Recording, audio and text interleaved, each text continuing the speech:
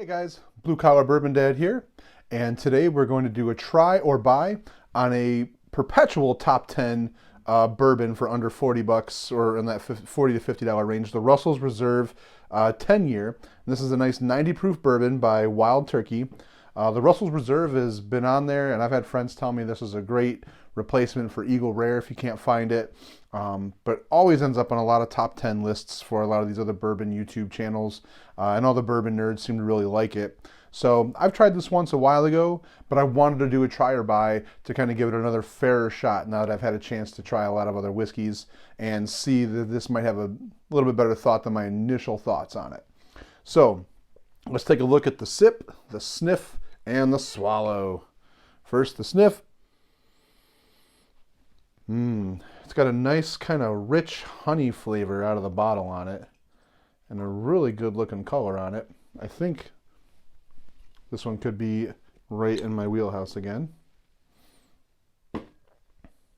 So Wild Turkey always does some really great things. In the glass, this still has that nice honey brown sugar smell to it. So I'm feeling pretty good. I may have been a little harsh on this on my first try non-publicly.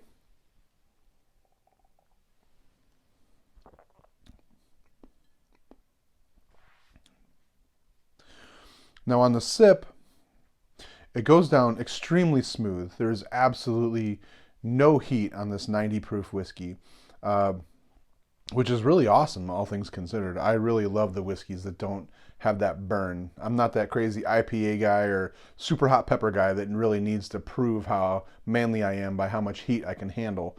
So this one is really pretty tasty.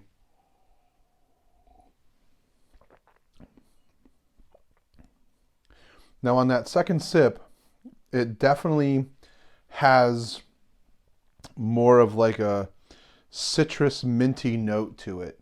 So there's,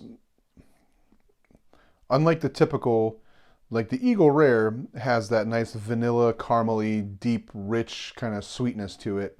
This whiskey, I wouldn't say matches hardly any of those traits. This has more of that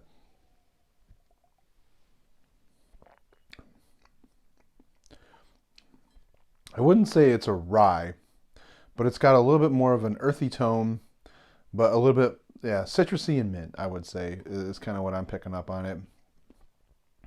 But this one's actually not a bad whiskey. Now, I don't think it would make it in my top 10.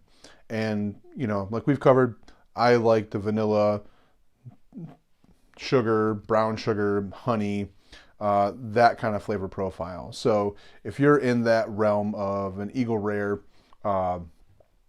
or that Old Forester 100, I don't think this would be a great replacement for you on that one. But if you're looking to switch up your flavor palette a little bit, this one's definitely worth the try. And for under 50 bucks, you know, you can't go wrong with it. It's got a nice flavor. It's got a nice finish. On the swallow on this, there's no bad lingering aftertaste or anything. It just goes down really nice and neat. And it's got like a nice body to it. It's not a really thin whiskey. You can definitely taste the craftsmanship, even if you don't really like the flavor palette that it brings.